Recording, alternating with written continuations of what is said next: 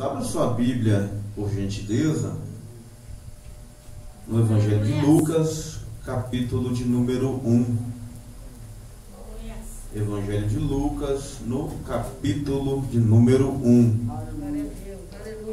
Que Deus abençoe os irmãos, abençoe esta igreja, a pastora Thalita, o pastor Gilberto, eu acho que eu não errei o nome, é isso mesmo, né?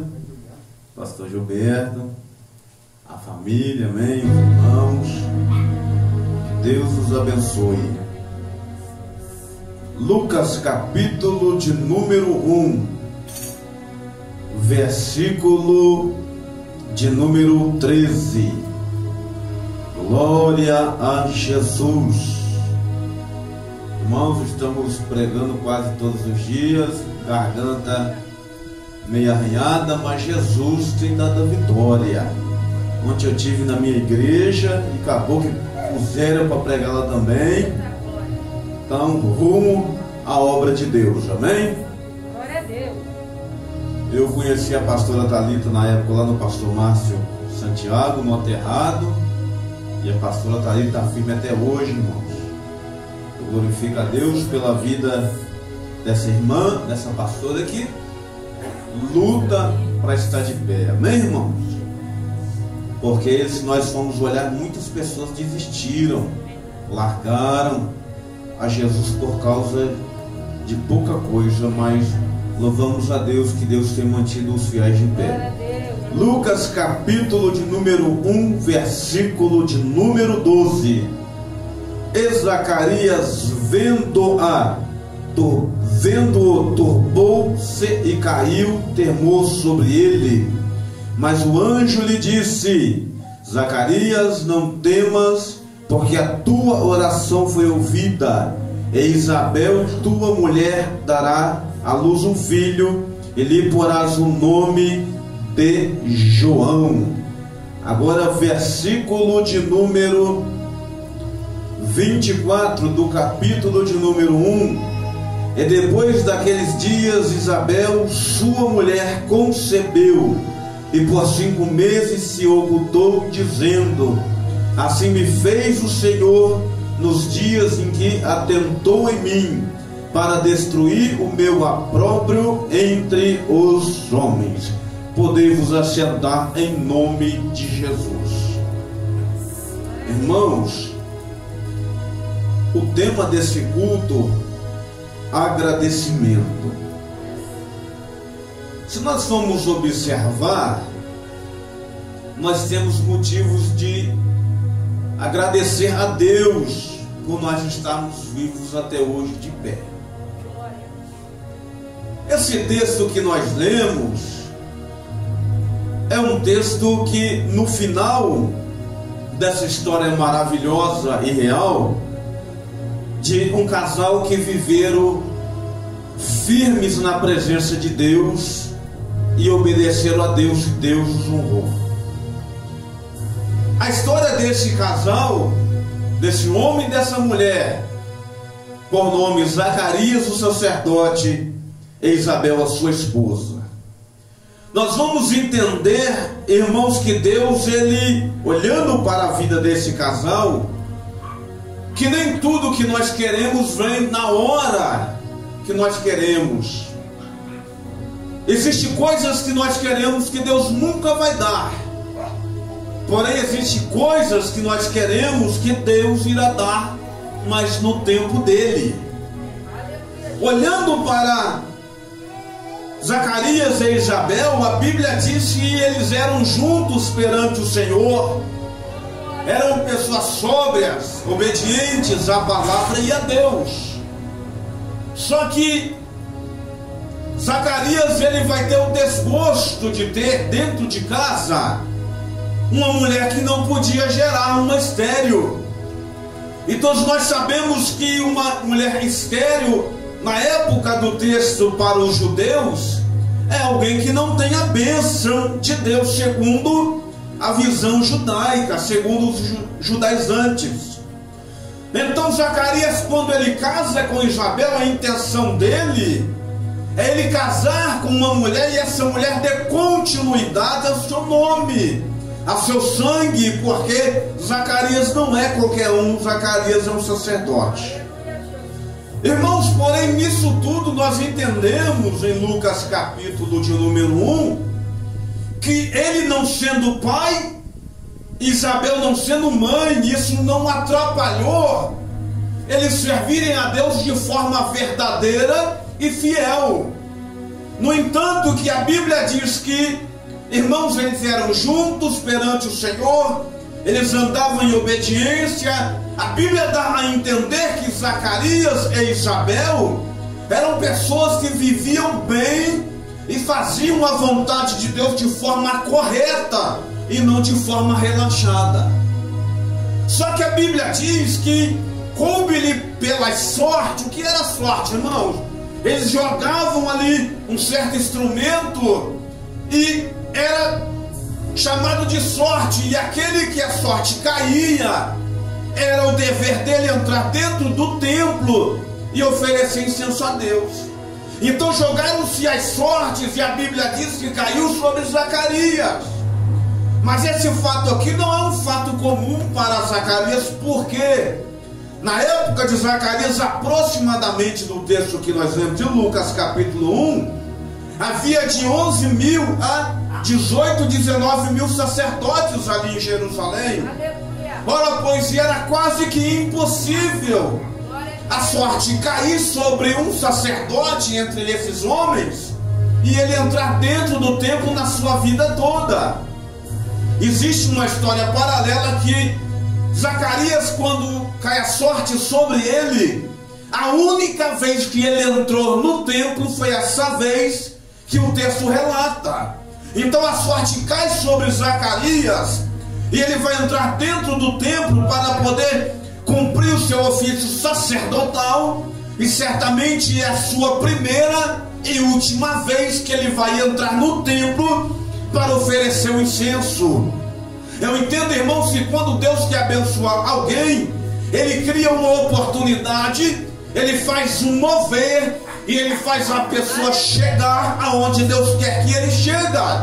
Ora, pois Zacarias poderia viver a sua vida todinha ali cumprindo o seu ofício sacerdotal, tendo o nome de sacerdote, o ofício de sacerdote, mas nunca entrar dentro do templo para oferecer o incenso. Mas Deus concedeu a ele uma oportunidade, e a oportunidade seria esta, que mudaria a vida de Zacarias e também da sua esposa Isabel. Ora, pois quando Zacarias entra no templo, e ele com as suas vestimentas preparadas, com o incensário na mão, diz a Bíblia, que quando ele está perto do altar do incenso, e ele depois de oferecer o incenso a Deus, e ajoelha diante do altar, e começa a orar a Deus pela sua família, por ele, pela sua esposa, pelo povo de Israel, pedindo a Deus que usasse mais uma vez de misericórdia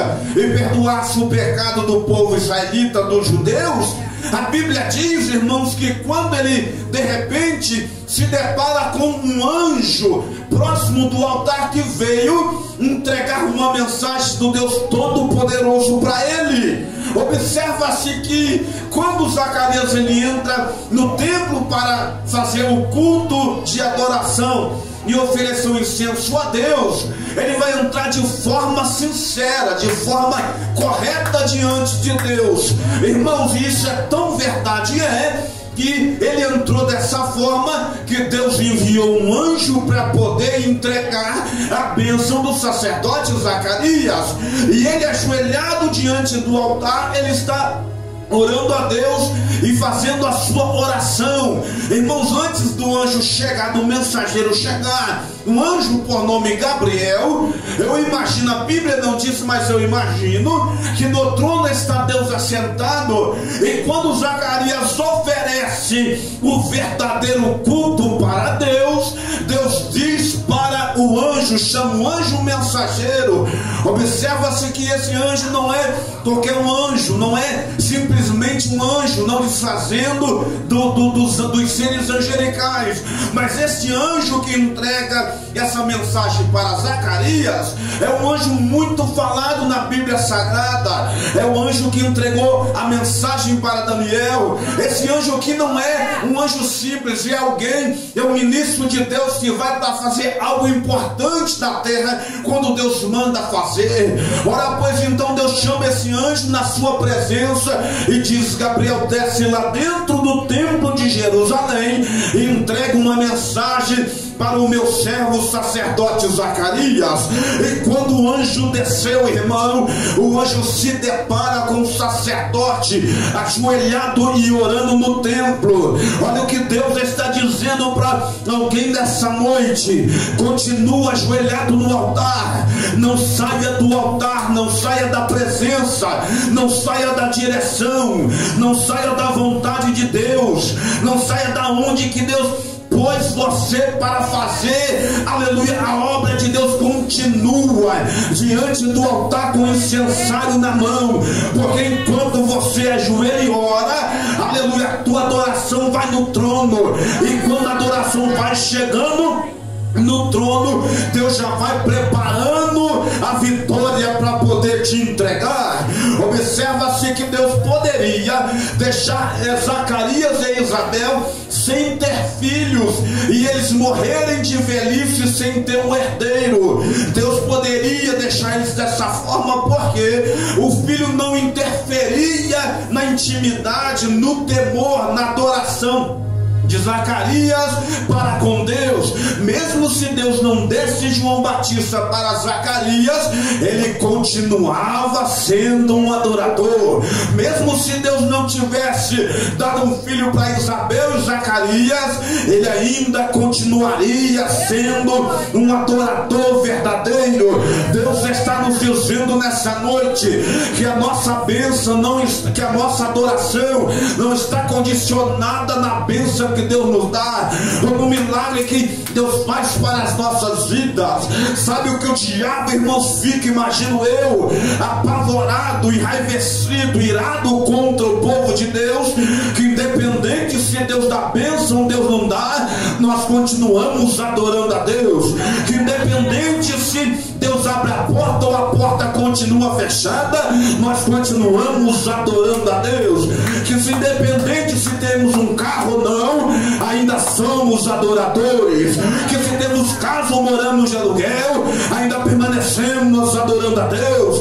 Que se a dispensa está cheia, ou está mais ou menos, ou está vazia, ainda permanecemos adorando a Deus. Que o diabo levanta, calunia, persegue, ainda permanecemos adorando a Deus. O ano de 2021 passamos na luta, mas ainda permanecemos adorando a Deus. E Deus está dizendo para alguém aqui nessa noite: Deus conhece a tua dor, conhece a tua luta, conhece a provação e conhece os teus inimigos. Permanece adorando, porque Ele sabe a quem Ele chamou e vocacionou para uma obra nessa terra. Não larga o incensário, permanece adorando a Deus.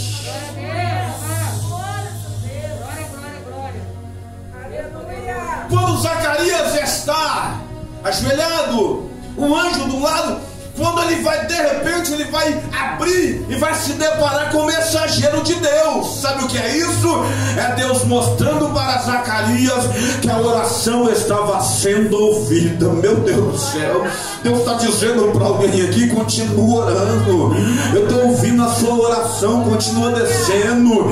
Eu estou ouvindo a sua oração. É desse jeito mesmo, o caminho é estreito, a porta é estreita, o caminho é apertado, a porta também é apertada. O caminho não é fácil, não é facilidade. Se você está passando por oposição, e é grande oposição contra a tua vida, é um sinal de que Deus está na tua vida. Porque se tudo tivesse indo fácil demais, aleluia, você poderia até estranhar, porque Deus não abençoa abençoa alguém com facilidade. Deus não abençoa ninguém de qualquer forma. Deus não dá bênção para crente que vive pecando. Deus não abençoa, irmãos, quem dá glória a Deus na igreja, mas no mundo senta na mesa do diabo. Não. Se a tua luta é grande, pode ter certeza que tem alguém no trono dizendo: eu confio nele, eu confio nela. Oh, aleluia, eu acredito naquele, naquela que eu chamei para a obra gloriosa que eu tenho para fazer. Observa-se que, como eu já disse, Zacarias entrou no templo para fazer o quê? Oferecer um verdadeiro culto. E nem todos sabem oferecer um culto verdadeiro, mas eu vou te dar um pequeno exemplo de um culto verdadeiro. A irmã Ana, que também era semelhante, a irmã Isabel, era alguém que casou com o marido, com Eucana. A Bíblia diz que, irmãos, ela era estéril também. Então o que acontece? Não porque Eucana não amava a Ana, mas pelo fato de que ele teria que dar continuidade ao seu sangue, à sua genealogia. Então pela sociedade da época cabia-lhe o direito, não que Deus permitia, porque Deus não permitia, mas era no costume da época do povo. Então coube-lhe o direito de arrumar uma segunda esposa, para que a sua descendência fosse à frente e ele tivesse filhos para herdar o seu nome. Então ele vai lá, conversa com Ana, e Ana vai ter que ceder e dar uma serva para ele. E a Bíblia diz que Ana, irmãos, então agora vai ter alguém que é contra ela dentro da sua própria casa, porque Ana tem que escolher dentre as suas servas lá uma serva e dar essa serva para o seu marido Eucana como uma segunda esposa, para que essa venha ter filhos. Irmãos, o que me chama muita atenção, não sabe o que é? Que mesmo Ana sendo senhora, tendo riqueza, seu marido sendo alguém próspero, ela não tinha a bênção que ela almejava. Mas Penina, sendo uma escrava egípcia, ela teve o ventre aberto por Deus e gerou filhos e mais filhos. Ou seja, a sua bênção não está condicionada no dinheiro, a sua bênção não está condicionada no trabalho. Não estou dizendo que não temos que trabalhar, que não temos que fazer, que não dependemos do dinheiro, não é isso. Mas a sua bênção não está condicionada no bem material, mas está condicionada no centro da vontade de Deus. Observa-se que Penina era escrava, Penina era uma serva, Penina era de um povo estranho, egípcia, mas porém o seu ventre era aberto. Olha o que Deus está dizendo para alguém aqui: você pode não ter aquilo que você queria ter, mas Deus é na tua vida. Você pode ter aquilo que você não queria ter, mas Deus está presente na tua vida. Porque tem muita gente aí que está bem na área financeira, mas não é frutífero igual você. Tem muita gente aí que está bem aparentemente, mas não tem a bênção de Deus como você tem. Aleluia! Então glorifica a Deus por isso, porque tu és um bem-aventurado na terra. Observa-se, irmãos, que Ana, então ela vive essa situação de vergonha, de humilhação dentro de casa. Mas Penina era serva, mas não era humilde. Penina era escrava, mas não era humilde. Era de um povo estranho, era para ser humilde para o que Deus fez na vida dela, mas ela não era humilde, ao ponto que ela não se contém em só dar filhos a Eucana. Além disso, ela agora quer ficar apurrinhando Ana todos os dias de Ana. Irmãos, e ela então apurrinhava Ana, provocava Ana. Só que eu me chamo a atenção uma coisa na vida de Ana, é que todo ano ela ia lá para Siló, em frente ao templo que ficava sobre tendas, onde ficava a Arca da Aliança, para poder adorar a Deus e juntamente com o seu esposa Eucana entregar o dízimo e a oferta. Depois eles voltavam, mas todo ano Ana voltava do mesmo jeito. Porque, irmãos, eu tenho duas visões para isso. A primeira opção é que Ana não oferecia um verdadeiro culto, e a segunda que poderia estar oferecendo um verdadeiro culto, mas ainda não era o tempo de Deus na vida dela. Observa isso, nem toda prova que você está passando, nem todo momento difícil que você está passando é porque Deus não está com você ou porque você está em pecado, não. É porque existe um tempo para Deus fazer, entregar bênção para você, para tua casa, para tua família, para o teu parente, para o teu filho, para o teu marido.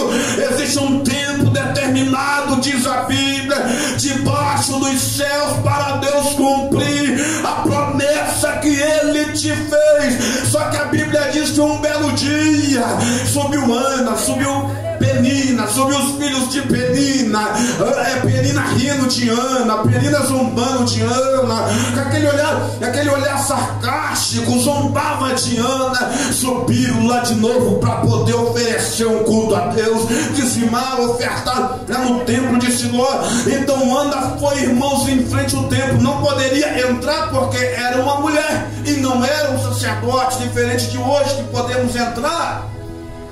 E ela está por lá de fora do templo, ajoelhado, orando, e a dor de Ana era tão grande que ela nem falava, só movia os lábios, diz a Bíblia. E ela está orando a Deus e pedindo: Deus, se o Senhor me der um filho, eu vou entregar ele para a tua obra. Olha só, a Bíblia diz que havia um sumo sacerdote que governava ali espiritualmente. Eli, gordo, velho, ficando cego, pesado, mas era a autoridade de Deus. E ele olhou para Ana e viu a situação que a irmã estava, e no seu coração ele pensou que ela estava embriagada. Porque coisa fácil nós olhamos para alguém e ficamos julgando da nossa forma, ficamos julgando do nosso jeito, tirar as nossas próprias conclusões. Então o sacerdote vai olhar Eli para Ana e vai ver ela em frente do templo, ajoelhada, e ela ali chorando, ela triste, amargurada, e vai dizer: mulher, aparta de ti esse vinho. E ela vai dizer: Senhor, eu não sou uma mulher empregada de vinho, mas eu sou uma mulher amargurada de espírito. A pior coisa na vida de alguém é a amargura de espírito, irmãos. É aquela dor que aperta o coração como se uma mão estivesse espremendo e não tem quem estenda a mão e socorra. E mesmo que se tivesse alguém para estender a mão e socorrer, não pode fazer nada. Era a situação de Ana, mas ela foi para oferecer um culto verdadeiro. E quando ela entregou ali a sua oração para o sacerdote, disse: eu vim fazer um voto com Deus. O sacerdote, que tinha poder para poder abençoar Ana, disse: que o Senhor cumpra a sua petição.